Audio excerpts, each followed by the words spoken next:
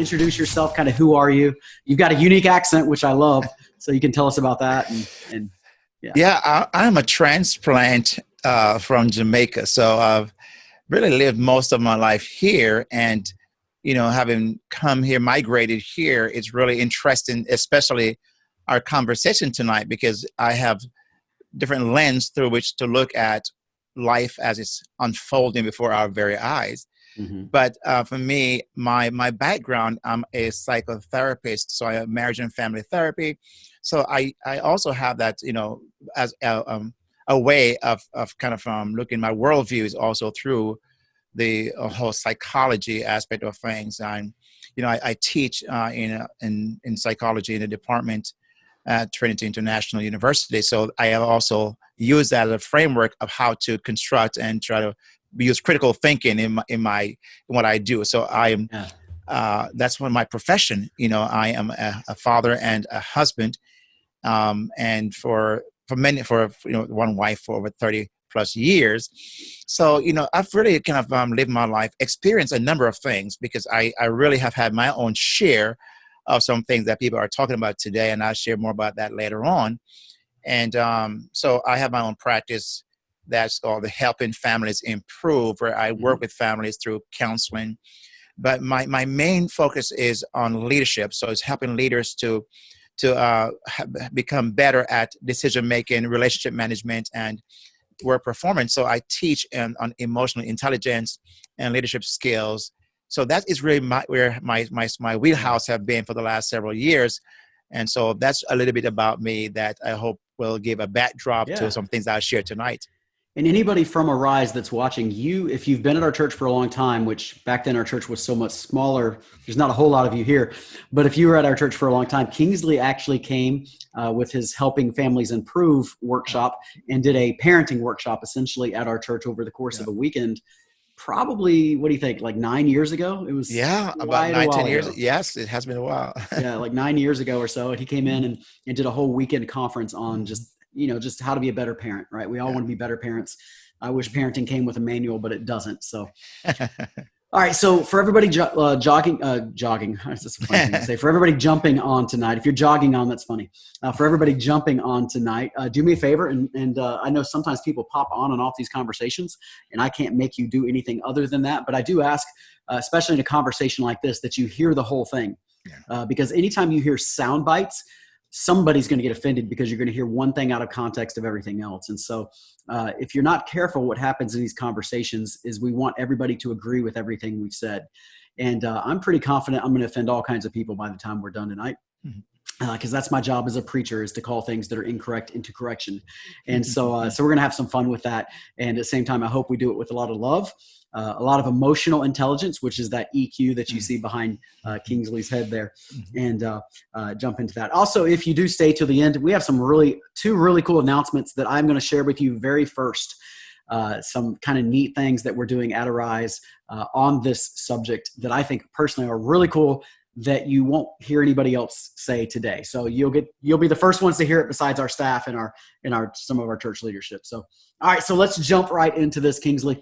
You started posting some stuff a few days ago that was quite controversial, and man, you just got really bombarded with it. So let's just start talking about that, why you were posting it, where that kind of came from. I'm glad you start with that, because early part of June, I really was watching and listening to a number of things and seeing the unfolding of what was happening all around us. And about on June 10th was when I posted my first article to talk about why I cannot support Black Lives Matter. And I went into the article in depth and shared and outlined why I cannot be on board with that. Now, of course, as you can imagine, that didn't go over too well with a lot of people. These are the conversations that I have with close friends, and we would go back and forth. Some may agree, some may not, but we can talk about these things. So Facebook told me that I have over, thousands of friends on my page. So I said, well, why not bring the conversation to my friends on Facebook, only to find out that some of these friends who I thought was my friend may not have been really, but it's fine because that's what friends do. We push back, we have conversation, we were able to not agree with everything. And I don't want everyone to agree with me. Right. I want people to think on their 2 feet because I am a person that I'm not a group thinker, right? So I'm not this mob mentality person. I want to be unique and to think because I have, God given me a brain and eyes to see, ears to hear. So Right. I want to use that. So what happened was when I saw Black Lives Matter became central, to this whole narrative of what was going on, I decided to do some research because I wanted to know a little bit more about Black Lives Matter. So I went to their website and began to dig and begin to read and follow their overall thought process because I believe your belief system, your core values are going to shape everything you do. Mm-hmm. So I came across a paragraph in their on the website that really, really stood out to me and really caught my attention. I'm thinking, wait a minute. There is an agenda here. There's something that is really behind all we're seeing. What could that be? And so actually brought with me tonight that paragraph that really started everything for me. Mm-hmm. So if I can read that. Yeah, read that. Okay. So this is from the organization, the Black Lives Matter, from their website, right? Yes, okay. Yes, because that's the brand. The brand is Black Lives Matter, and it really goes. You can't get away from that. And so they have this on the about page that we disrupt the Western prescribed, and here's a phrase that caught me. They associate the nuclear family, which is going to come up after this, my statement. They ascribe that to the Western prescribed Western mentality, meaning this came from the West, so to speak, not right. Anywhere else but the West. So here's where I began to okay, let me just kind of look closely here. So we disrupt the Western prescribed nuclear family structure requirement by supporting each other as extended families and villages that collectively care for one another, especially our children, to the degree that mothers, parents, and children are comfortable. Now, why did that really kind of get under my skin was I began to think, well, nuclear family is not a Western idea. Right. It's a God's idea because it really speaks about having a father every and culture a of the world, pretty much. Every culture of the world, exactly, right? So when you're saying I want to disrupt that, then that's when your driven agenda and they don't hide that. They are telling you what they're about to do. I'm thinking, wait a minute, this is not. Number one, it's anti-biblical. And so I'm thinking, well, I can't support something that is not kind of, that's anti-biblical, right? And so I began to think, well, as Jesus said, a good tree cannot produce bad fruit and a bad tree cannot produce good fruit. Yeah. So if the tree, if the fruit is, the tree is bad, the fruit will be bad. Mm-hmm. So people have said to me, Kingsley, well, that's only one paragraph, but how many paragraphs do I need? 10, 100?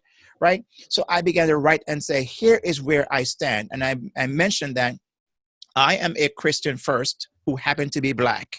And because of that, my identity is going to be shaped. My what, my where, my whom is going to come from and inform me by my biblical understanding. So that really began my journey of beginning to write from that perspective. And through every one of my articles or essays have been to the lens of the scripture and see how that's been fleshed out in our world today. So I'm really contrarian to many people, but I'm okay with that because I believe that I can't sit by and not say something. Right. I didn't feel good about that.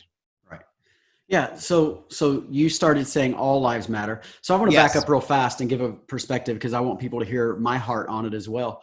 Because I agree with what you said, but I want to say it a little bit differently than you said it. Sure. So there's an affirmation, Black Lives Matter, that I think personally, and you can talk about if you agree with this or not, but the affirmation Black Lives Matter, in other words, I recognize there is an issue inside of our country. Now, I recognize there's different variations of how big it is and how bold it is and things like that, but I recognize there's an issue that needs to be dealt with. Injustice, anytime we see it as a believer, we should be trying to deal with it. So I recognize that, and that's the Black Lives Matter affirmation. And I think the vast majority of people who, when they post about Black Lives Matter or hashtag Black Lives Matter, that's what they mean, because I don't think they recognize the other side of it. And that is the Black Lives Matter organization. And so there's an affirmation and then there's an organization. And the organization is completely anti-Christian, which is what you were just getting at. Right. The organization stands for literally almost everything I stand against. And maybe we'll get into this in a second, but the organization is also paving the road for a much worse thing to come right behind it. And I want to make sure we talk on that, because to me, that's probably the most important thing we're going to say today, that I don't think people are recognizing that if we jump on this particular ship, what is also on that ship with us that is eventually going to kill us and sink all of us, at least anybody that works in the religious world and in the Christian world specifically. So do you agree with that distinction between the affirmation and the organization? Yes. And people, when they hear, when I talk about I don't support Black Lives Matter, they're thinking, well, Kingsley, don't you support Black lives? I said, of course I do. Of course I do. The idea of supporting Black lives, I'm all for. Mm-hmm. The idea of supporting Black Lives Matter as a movement is what I totally reject. Yeah. But here's the thing, though. You are a rights church, and imagine your name, the church's name, is being used in a way that does not tie into the values that your church represent. Mm-hmm. What would you do the moment you hear that? Yeah, I mean, I wouldn't want my church to be tied into that, right? Right. Yeah. So the point I'm saying, Black Lives Matter, if they want to disassociate themselves from everything else and say, this is not who we are, this is who we are, mm-hmm. The brand itself, no matter where you go, you see BLM or Black Lives Matter. Yes, we made the distinction, as you mentioned, the organization and the affirmation. I get that. But the world that looks on, right, they may not be digging deeper, but they immediately associate Black Lives Matter. So the world hears that, and they're going to try to look into it. They don't understand it. Where are they going to go to find out about Black Lives Matter? Yeah. Right? They're going to do a Google search, and the Google is going to protect them right there, and they're going to see what this Black Lives Matter is all about. You cannot get away from that. So whenever it's used, I understand the distinction, and that's why I mentioned the whole idea of all lives matter, because mm-hmm. I believe if you don't start with all lives matter, and why I'm an all lives matter person, is that when that doesn't happen, no life truly matters. Mm-hmm. So you would say all lives matter. And if I were to push back on that, I would say the Declaration of Independence, when it was written, says we hold these truths to be self-evident, that all humans are created equal. Right. But they were all created equal, but they weren't equal. And right. That's part of what the all lives matter, the pushback for all lives matter is, well, yeah, all lives matter, but they're not all mattering at the equal rate because of some of the injustices done against African-American people. Right. How would you respond to that? That's a common argument against that. Right. So I assume the same, because I truly believe, when I say I believe in all lives matter, my frame of reference is that person matters because they're created in the image of God. Right. Therefore, I need to treat them with dignity and respect. Right. So there's no way, it's impossible, if I'm going to hold onto those ideals, to in any way look at a person as not equal. So to me, the argument is moot, because it doesn't make sense for me to distinguish about that. If I truly believe all lives matter as it ought to be believed, then everything else is secondary. Mm-hmm. Yeah. And I understand what you're saying. I would be one that personally, I probably wouldn't post and talk a lot about all lives matter, because I think it could cause more division. At the exact same time that I am very strong, and I want to get into why, because to me, this is the big thing that, please listen to what I have to say, because it is enormous.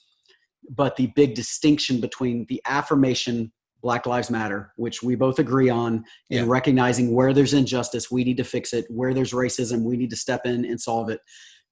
The affirmation, 1000%. Right. The organization is a whole nother story, because the organization is literally paving the way for the LGBTQ and whatever other initials we add to it nowadays, the LGBTQ community to come right behind them. Because whether we like this or not, in fact, I'll be honest, every Black person I have ever talked to about this, now that doesn't mean every Black person agrees, but every Black person I've ever talked to about this is irritated by this. And that is that the LGBTQ community has essentially hijacked, or at least leached itself to the civil rights movement. And all of a sudden gay became the new black. And all of a sudden they became the exact same thing.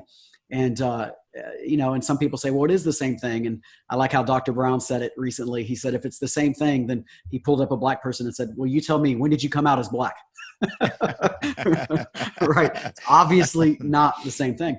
But the problem is, as I see it, and this is a significant problem, lean in everybody right here, I want you to hear this, is that right now we are in this culture that is being shamed to silence for anybody who disagrees with them. And so if I say anything against Black Lives Matter, if anybody says anything against or towards racism, it's being sought out, fought out. And many times that's very important. But what happens when right on the heels of this, and I mean right on the heels of this, I don't think this is years down the road. I think this is months down the road. Right on the heels of this, because if you're going to do it and target it that way for African-American people, then it has to be the same thing for LGBTQ people, which at that point, the church that would preach the love of Jesus Christ that changes lives, and that if somebody's living in a homosexual lifestyle and they're struggling, God can redeem them, God can change them. But the same church that's going to say that is not God's will for you to live that way, all of a sudden that becomes hate speech. And when that becomes hate speech, all of a sudden the church finds itself in a very, very, very tough spot. And we've been there for a while, but this ship of Black Lives Matter, the organization, wants this to be the future. This is not just coming behind it. That's part of their goal, as you just quoted on their website. And there's actually some other spaces too. There's all kinds of quotes from them. That's their goal. In fact, without naming any names or anything like that, one of our staff pastors was with a community leader this week who is homosexual. And that particular person was saying how they love the Black Lives Matter organization because they are paving the way. They literally said what I'm telling you right now is paving the way for the LGBT community to come right behind them. And that's what the organization does compared to the affirmation. And I got always so clear on this. I'm 100% for the affirmation, but the organization is going to take away religious liberties and the ability for the church to say anything and be the church. And I agree. You know, I just wanted I want to kind of follow up on that, because I think, well, let me just to be consistent with your conversation, your statement there. I believe that you're right on track, because on their site, they make no bones about this. They're saying in order to truly understand. So they talk about the epidemic of blacks and how they've been treated. So they said, in order to truly understand the devastating and widespread impact of this epidemic, they call it the violence in Black America. Here's what they said. We must view this epidemic through a lens. And here's what I said: race, gender, sexual orientation, and gender identity. That is their mission. Right? So that's what they're after. That is really the bottom line. And they continue to say, as a network, we have always recognized this need to center the leadership of women and queer and trans people. We make a commitment to placing those at the margins closer to the center. Right. That's really what you're saying is exactly their mission. So it's not like it's being made up. They're clear about that. Right. Yeah. So I can go back a little bit though before to the all lives matter idea. Here's where I stand on this, because I think it's very important to help people to understand this, that here's what Black Lives Matter is all about. Black Lives Matter only when a white person or a police officer kills another black person. That's what it seems. I know that it may not be true, but that's what it seems like, because where do all of the Black Lives Matter, the cops who are being killed, does their life matter? The babies are being murdered in the womb. Do their lives matter? So if Black lives truly matter, it should be all Black lives. So I'm on the board of all Black lives matter, not just Black lives matter as it fits a narrative that they are shaping for us to fall into. Yeah, and I understand what you're saying. I think I would speak on behalf of a lot of Black people, and this is where your arguments come online to say, yes, all lives matter, but we're talking about a specific issue right here. It's racism, but there's a whole lot of it that's intertwined with police brutality and injustice with that, and that's that issue. But we mentioned it yesterday when you and I just talked on the phone. I love the way Will Ford says it. He said, life matters. just life matters. Right. Yeah, yeah. Right. And here, I mean, I don't mean to beat a dead horse, so to speak. Or No. I love the idea, because what happened is, here's where I kind of step up when people say, okay, but I'm talking about Black Lives Matter, and we're not saying all lives don't matter. But here's what happened: if I don't believe all lives matter, your life, if I don't care about your life, it don't matter to me anyway. So the Right. argument about, for example, if my house is burning down and those things, to me, if I don't care about your house being burnt down, no matter what you said to me, it doesn't matter. I won't help to put your fire out, because I don't believe your house matters. So if Mhm. I don't believe all lives matter, I will not be motivated because of your seeking my attention. So I have to start with that first, to be able then to say yes, because I believe all lives matter. When I see George Floyd, his life mattered to me because I believe all lives matter. I'm going to be called to that and pay attention to it. And I think one of the great example I love to, the Good Samaritan, the Good Samaritan believed all lives matter. A Jewish life mattered to him. Mhm. He went there and offered help because he believed all lives mattered. So I don't think because if he didn't, the two religious people, they don't really believe all lives matter. They walk by the man. Right. So my point is that because I do believe all lives matter, that's the reason why when you call me and tell me your house is burning down, you have cancer, that's the reason why I'm going to respond, because I truly believe you're a person of value that deserves my attention. If I don't believe that, no matter what you do, you could stand on your head, I won't do anything to lift a finger to help you if I don't believe that first and foremost. Right. And this is, I think, such an important conversation right here. And I want everybody, again, just lean in, because we're missing a lot in America right now. And this is a moment where I love Kingsley to death. I disagree with him on this issue. And he loves me to death, and he disagrees with me on this issue. Yes. I think the Black Lives Matter you can still believe all lives matter at the same time you focus on a particular thing right now. Right. But we disagree, and we do it agreeably, right? I used to have an apologetics professor in college that used to say, learn to disagree agreeably. We've got to disagree agreeably. And we live in a culture right now that wants to shame people to silence. And that is scary, because the mob is not always right. And I mean, if Moses had listened to the Israelites, they would have gone right back into bondage. And so oftentimes the mob wants to jump on things. Yeah. Now it's trial by mob immediately before even people know what's said. And so somebody gets a soundbite of this or that, they hate on them, and then find out later it wasn't even ever true. And they don't even, they've already done their damage. And so we live in this shame culture where where people want to shame each other. We want to shame each other. And we got to be so careful of that. And Kingsley, I think you've faced a little bit about that. Like you face some of that. And it's almost like you're not allowed to have an opinion other than me. Yeah. And so you want to say anything about that?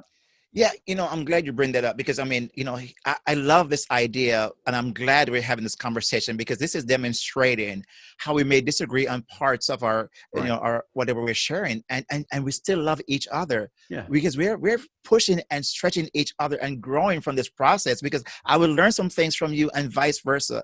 Imagine if this could be replicated across the nation. And this is what I'm trying to tell people. Let's be intellectually honest, and let's begin to step back from our emotions. That's why I teach on emotional intelligence.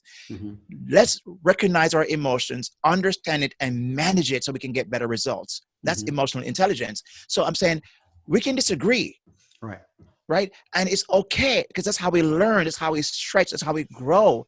Yeah. And at the end of the day, we can come together. So yes, people have been pushing back, and people have been writing me and DMing me and sympathizing and empathizing and say, I'm so sorry that people are treating you like that. But I said, no, it's fine. I said, I understand what I got into. I understand that I made up my mind. I must say this, my first post that I did when I was about to write about this thing, I felt like, trembling. I really was nervous and worried and scared about what people might think, especially people who know me for many years and will probably disagree with me, which many have. And I'm thinking, like, do I do this? I wrote the article and I sat on it for a day and a half. And the moment I was about to push that post button, I hesitated and I prayed. I said, God, I don't want to do this, but with fear and trembling, I just say, post. I hit it, right? And the moment I did it, it was out there. And I've seen people that I never even seen. People ask me, Kingsley, are these trolls or real people? who are actually saying it because they can't believe something they're reading. I said, no, I said, some are real people, but it's okay. That's what I don't care. I mean, I don't mind us having a conversation. Let's be civil and let's just have, I could probably learn some things. I'm not here as an expert who knows all. No, I don't. I want to learn. But we had to start a conversation. So yes, I've been receiving all kinds. I've gotten some people who are for me and some people who are against me and who may. But I don't mind it because I think that we have to learn how to get in the marketplace. This is my Mars Hill, like Paul in the Mars Hill, and have this conversation with people who are willing to have intellectual conversation and dialogue. Mm-hmm. Yeah, we so often, and this just needs to be said, so often we end up in echo chambers, and there's a long teaching about why this is. Literally, Google and Facebook are against us as far as learning from each other. They put us in rooms that we all hear from the same voices. I'm going to do a teaching on this sometime in the next few weeks because people don't realize how this works. But essentially, you end up in a group based on the internet and your searches and who you are in your previous searches, where most of the time everybody's going to agree with you. And when everybody agrees with you, we all get a little dumber because now we're not being sharpened, and now we're not having somebody push us against our beliefs and these kind of things. And we're not being stretched anymore. Yeah. And that's a big, big problem. Mm-hmm. And now we live in the culture where it has gone from I'm right, you're wrong. Yeah. And it stepped up to saying I'm good, you're bad, to now I believe, and this is a very scary place, now we're at the place where we say I'm righteous, you're evil. And once we get to the place that I think I'm righteous, well, then I'm allowed to have righteous indignation, which basically says I will not compromise. This is where I stand. I'm not going to move an inch. And then you can't even have conversations. Your ideas can't cross-pollinate each other, and we can't learn from each other. Yeah. Well, that is a massive problem because we all get, I hate to use this word, but we all just get dumber because we don't learn from one another. Yeah. And the internet is setting ourselves up from that. In fact, one of my biggest pet peeves, and I'll let you mention this, but one of my biggest pet peeves is people that say, oh, if you don't like me, then I'll just unfriend you. Or if you do something I don't like, I'll just block you or I unfriend you. Well, the second you do that with somebody who disagrees with you, now we're all you're not as smart as you would have been. You need people to disagree with you. Now there's moments if somebody's just being belligerent or that kind of thing, well, that's different. But usually in the context that I see it in, well, they don't agree with me, so therefore I'm just going to unfriend them. And I'm going to say this, and if you don't like it, just unfriend me. No, don't unfriend me. Tell me you don't like it so I can learn and I can get better. Yeah, go ahead. You want to respond? No, 100%. I think that we learn from each other. And, if the day comes when we stop learning, we stop living, right? Oh, that's good. And so I think it's very important for us to understand that people who may not agree with us are not people who are our enemies. They want to say, they also have a mind. They also have some opinions. Let them share those, right? I have a few people who almost every time I write an article, they get on and they will kind of give me this long, response. And I do appreciate that because some do the research and they bring to my attention so I can go and myself learn from that. And so I appreciate that. So I tell people, sometimes, thank you so much for responding. I mean, I agree with you, but at least you took the time to respond in this manner where we can have a dialogue. This is important for me. And I think like what you're just saying is how we grow, because here's what happened. If you are the smartest person in your group, you're in the wrong group. Yeah. Right? In the wrong group. Yeah, we have to live on the edge of our incompetence. Yes. So always being on that spot that's pushing us a little further. And the main way you do that is learning from people that either know more than you or think different than you or are different for one reason or another. All right, let's try to change gears a little bit and just talk about what we do. And as we change gears, if anybody's watching this and you want to add any questions, I see there's some comments that people are making. But if you want to have any questions for me or Kingsley on this subject, we'll do our best to answer these. So throw them in, and we'll try to answer them. All right, let's just go here for a second. The other thing about Black Lives Matter, and I think this is actually an epidemic in our world, period, is this: talk is cheap, and it's really easy to say something. We all live in a world where people say one thing and they boast really large, but they never actually act on anything. And so some people are like, you need to post Black Lives Matter. You need to, well, I get that. I understand the affirmation part of that. But at the end of the day, we need a lot more action and not that posting is wrong, but if it doesn't accompany action, if there's not something that goes along with it, actions speak so much louder than words, Yeah. and I was Yeah. posting about this the other day. Like, if you want to look at my track record, just look at my track record. You know what I mean? You don't have to look at everything I'll post. Just look at my life, and Yeah. my actions, I hope, always speak louder than any post I'm going to make. So you want to respond to that? Yeah, I mean, that's why, social media have made it such a very, allow people to really just post things and not necessarily actually do things, right? So it looks a certain way because social media really, it show all the highlight reels and it's, I'm just like, yeah, impress me about what you just said and did, but show me something that you have done. So my life has been over people who are even on my social media will say, through my teaching, I had a person respond to me recently that said, Kingsley, call me professor, that you've been my favorite professor, but I really disagree with you in what you're writing and it hurts my heart. And I told this person, I appreciate that. Thank you for sharing that. I said, I know you're saying these things from a good place, and I responded to that. And but I know this person do things in the community. This person is not just a talker. This person is out there doing things for the community, and gives credibility. Credibility. Right. I will listen to this person any day over some people who I know is only on social media and show up that way. But my life has been for over many, many years through what I've been doing is to really help families. So my whole idea is to inspire people to find hope. And I've done that in my teaching, in my counseling, in my speaking, because I believe that that's where change happens. I can get on social media and do a post like what I'm doing. But if I don't have some fruit to show, what have I been doing with my life? And I have, people will attest to this. And I'm not asking anyone to do that for the sake of this talk, but they can look back and say, how many families I may have helped because of their situation, right? So I understand this whole thing. I've been there myself, So we're not even going back to the Black Lives Matter idea and the police officers. I have had police officer put gun to my head, right? I've had that happen to my wife, myself, and my son in our car, in the car we were trying to buy. So it's like, I've been there in some of those situations. And I still believe, there are good police officers out there doing their job. So my point is that they're doing a job in the community. What are you doing? What are you doing outside of social media?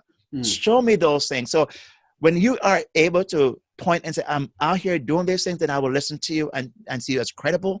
But yes, social media has made it easy for people to say whatever they want to say, but then there's nothing that they're doing to change the problem. They're not a solution to the problem. They are a problem to the problem. Wow, that's so good. You said go out there and do something. It reminded me of Willie Taggart's short, bad tenure as the coach at Florida State, which I'm a Florida State fan, so poor Willie.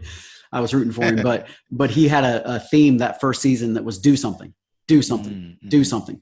In other words, all these college kids, they come in and they're all athletic or whatever. They're all talking trash and they're all saying this. It's like, stop saying it, do it, do something, do something. I heard somebody say it this way, and I thought this was a great narrative to tell.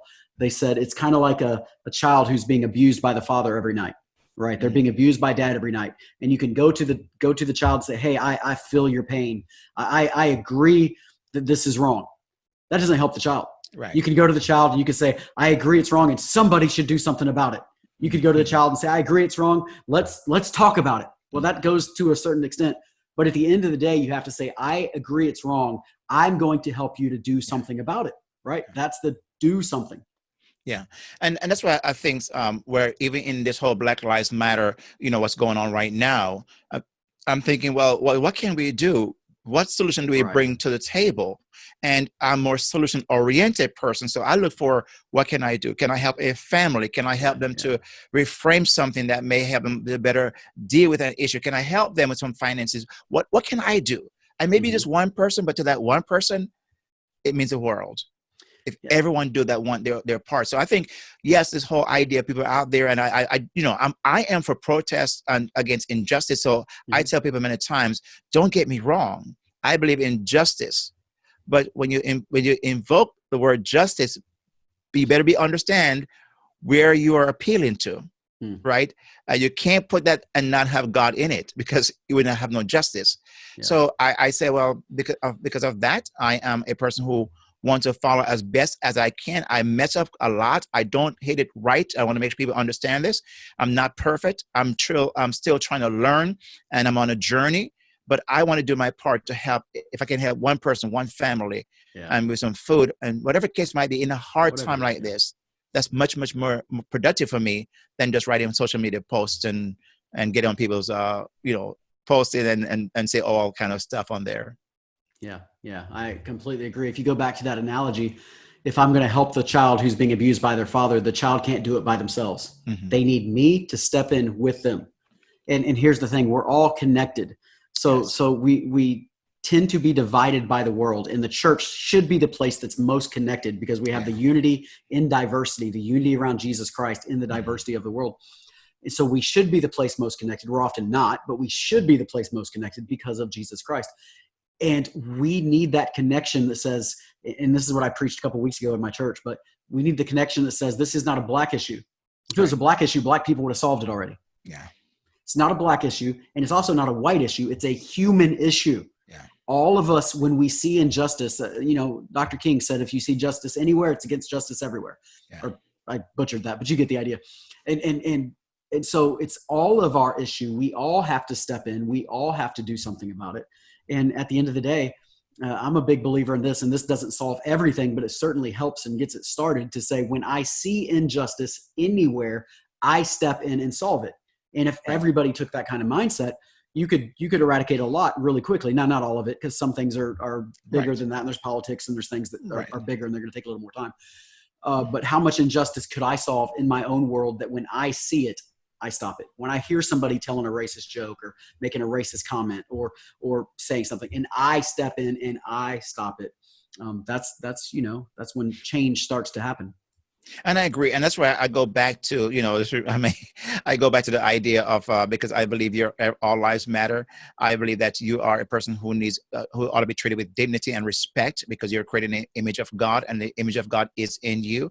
Then, whenever I see something that goes against that, if I don't step in, I truly don't believe that. So because I step in whenever I see that, and I'm going to be standing beside you to make sure you get justice, because I truly believe you are a person of value and you ought to be treated that way. And that's why when I teach on cultural diversity, I said, as part of my teaching, I said, listen, if you can really treat people with dignity and respect, it doesn't matter what culture, what identity, or how they lean, it doesn't matter.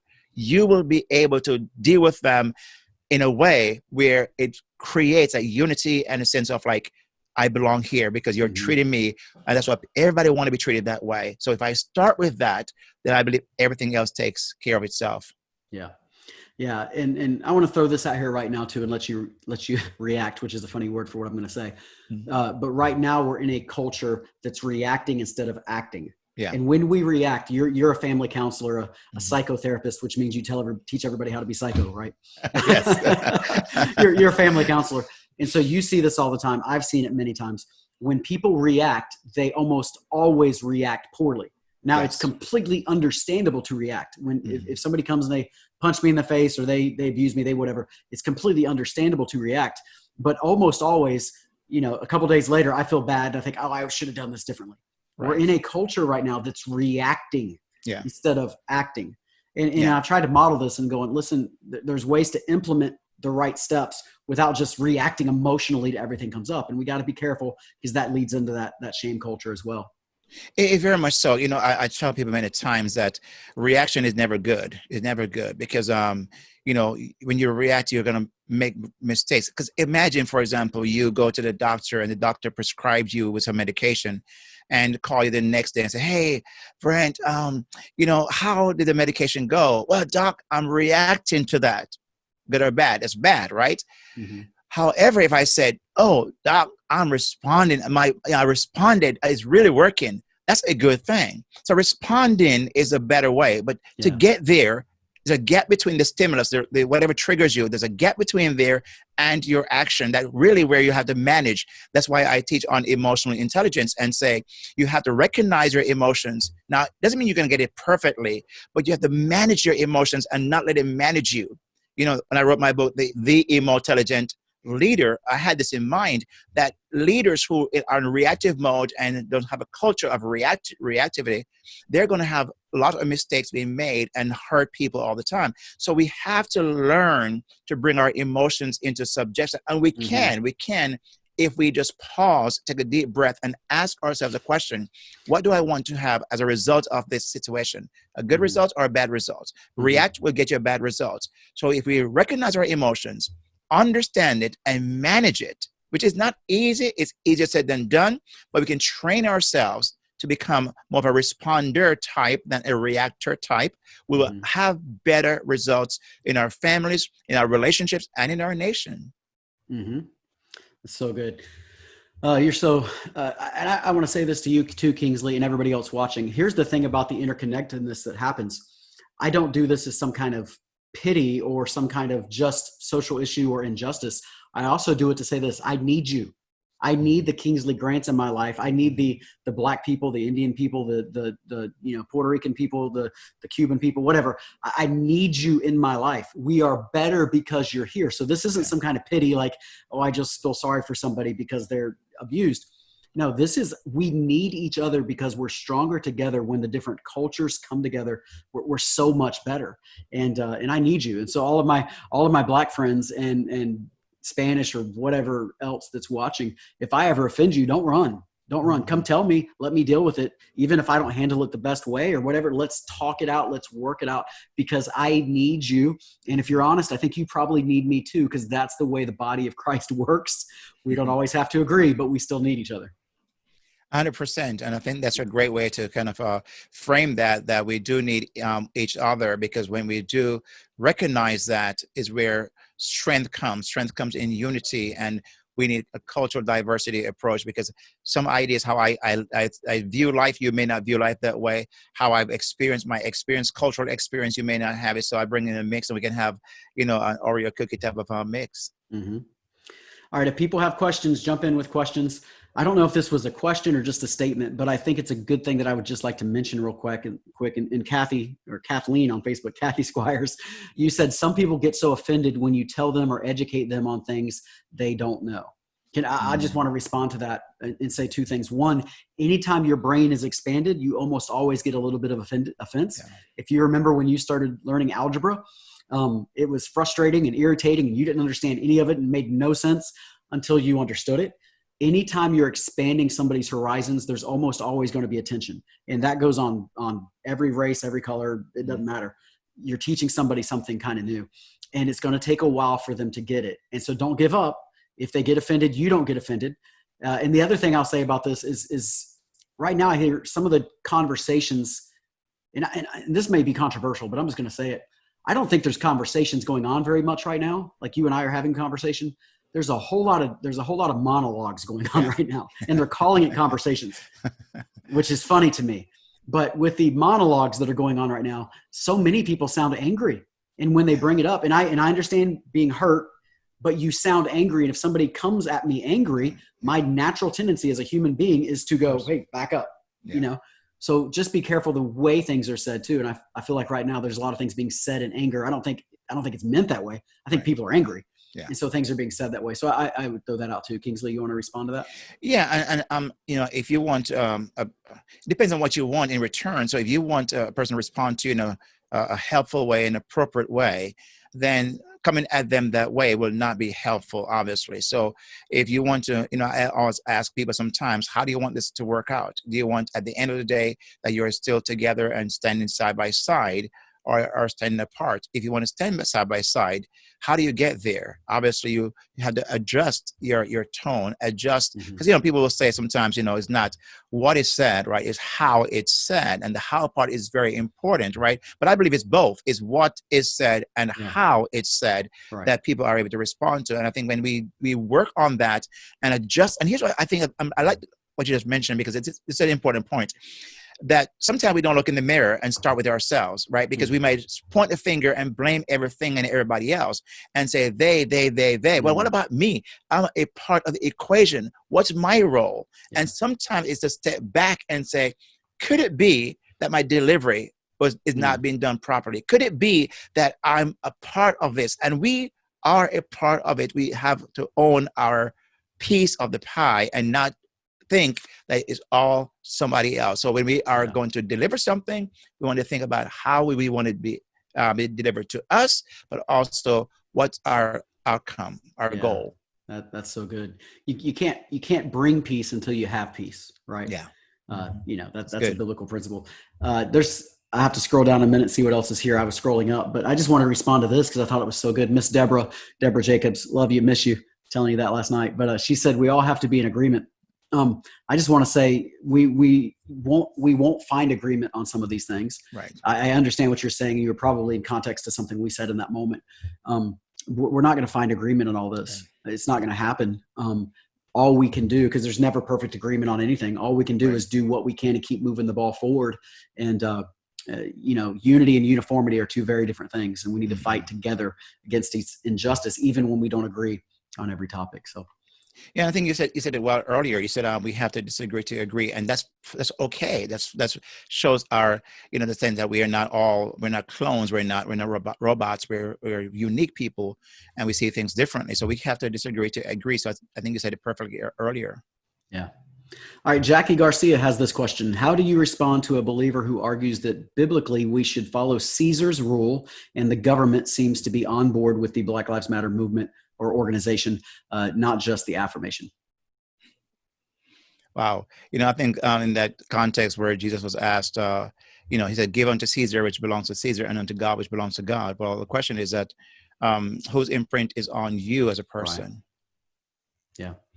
Yeah. If I were responding to that, I would say there are obvious times the Bible is very clear that you submit to your governing authorities. There are other times where the governing authorities are going to do things to harm you or harm others, and you don't submit. Right. You see both of those played out throughout the Bible. This is one of those where if the governing authorities are doing something that is anti-Christian, which in this moment I believe it is, I don't support that. But at the same time, I don't know that the governing authorities are forcing Black Lives Matter on anybody right this moment. No. Now that could come later. Yeah. And let's be real. That's a lot of what I talked about at the beginning. And what I really want people to see is coming on the same ship right behind it is the LGBTQ. Right with that, that's going to be a defining moment for the church that we're either going to submit or not. And those are going to be moments where we probably would not submit to Caesar's rule as she said it there. And that's why I think it's so important for us to really understand what it is we're getting behind, where people are getting behind this and cheering on, and even in the church, because what happened is maybe when they do realize it's too late because they're pushing an agenda, the net is being cast wide. So they start with one thing, but it's not to get to that one thing. Like you mentioned earlier, this agenda includes what you're describing. That is front and center, a part of this mission. And so don't be, I'd say, they're using the rage of Black people and the guilt of white people to really accomplish a task that could not be done by themselves. And we are seeing it's little by little, it's getting there. So it's now, not just the justice for George Floyd is defund the police. And then the next thing going to be like, we got to get, so we see it coming. It's right there. And that's why I'm saying, be careful. Be very careful, because the Black Lives Matter movement is radical. It's on a course that they're set like a laser where they know where they're going, and they're using they're appealing to our emotions to get there, and we have to be very careful we not get swept away, and before we know it, we are at a point of no return. Yeah. I love that Ruthie Wilkerson is watching this from literally Abu Dhabi on the other side of the world. She was on our staff, unpaid staff member years ago. And Ruthie, I just want to say I love you. We started these conversations years ago. I probably did not respond the best way I could have back then, but I love you 100%. And I'm sorry if I ever hurt you in any way in these conversations, but let's keep moving. But just wanted to say that real fast, just because I just saw her comment. All right. I want to share in like a couple minutes. If anybody's watching, stay on and share more questions if you have them. We have 5 minutes left to talk. So if you have any other questions, share them. We'll try to answer them.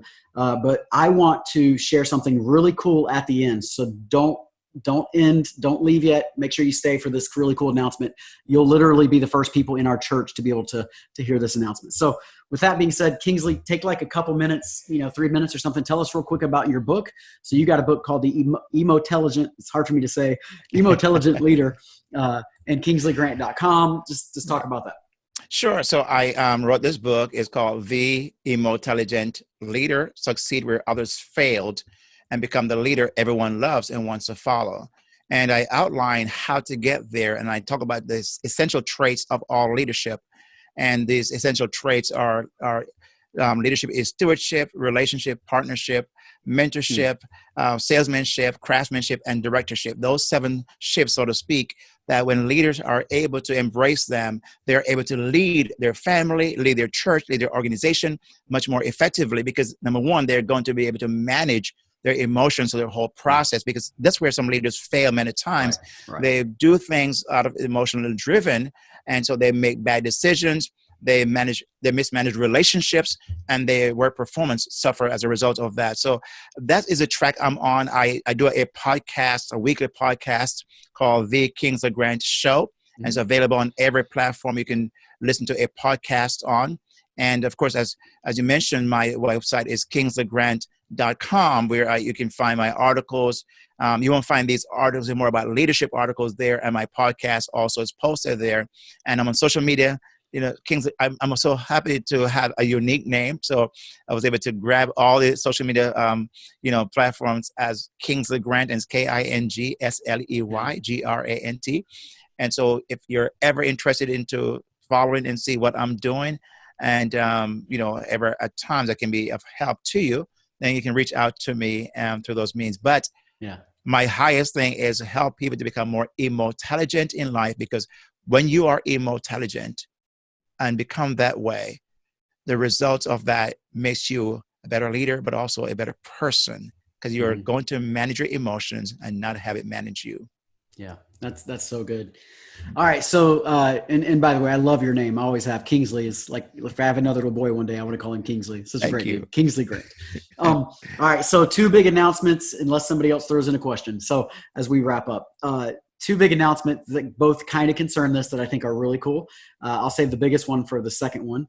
But we are going to be filming our own version of Martin Luther King Jr.'s letter from a Birmingham jail.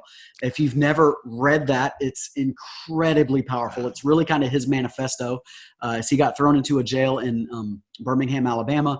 And I forget, was it 7 clergymen, something like that, had written in the newspaper about what he was doing was wrong.